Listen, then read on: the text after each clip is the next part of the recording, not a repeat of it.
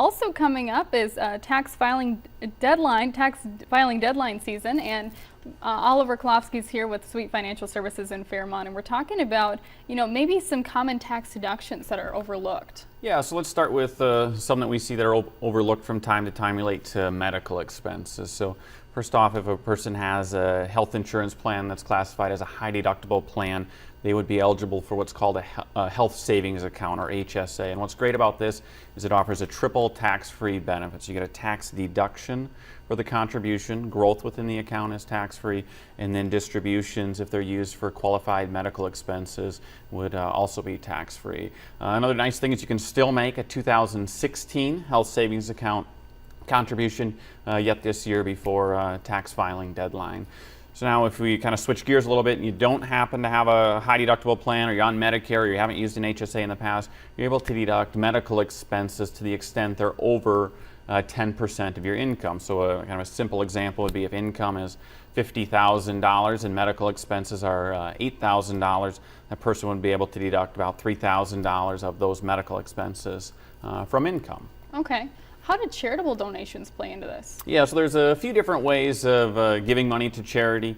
Actually, a great strategy that was made permanent here a few years back is what's called qualified charitable distributions, or QCD.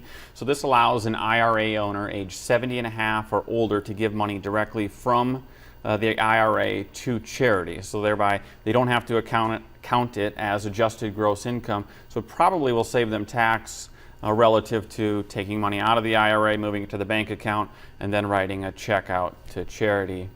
Another strategy that can be utilized is if a person has owned a stock for a long amount of time, and maybe it's appreciated nicely and they want to sell that stock and give some money to charity. Well, if they sell it, they're going to have to pay taxes on the gains, where a more efficient strategy might be to move the shares or donate the shares directly to charity. So you still get the tax deduction for donating the shares, but the charity would then sell the shares of stock and not have to pay any taxes on it. And finally, if a person has a kind of a spike in income for a year or two, they may want to use it's more of a specialized strategy, but they can get a large tax deduction in the current year, but not actually have to give the money to charity or the charities of their choice for several years into the future.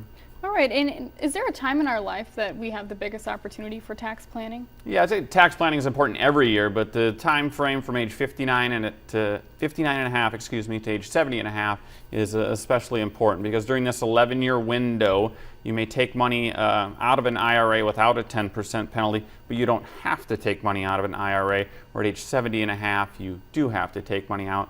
So it offers you a great amount of flexibility during this 11-year window. So if someone wants to learn more about these tax topics or more tax topics, they can visit myretirementtaxes.com. Again, it's myretirementtaxes.com to learn more. Great, and we'll have a link to that on our website, KEYC.com.